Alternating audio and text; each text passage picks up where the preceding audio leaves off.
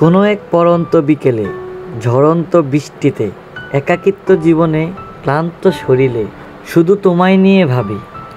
কত না স্বপ্ন দেখালে, কত না গল্প শোনালে, আর অবশেষে আমাকে একা রেখে হারিয়ে গেলে।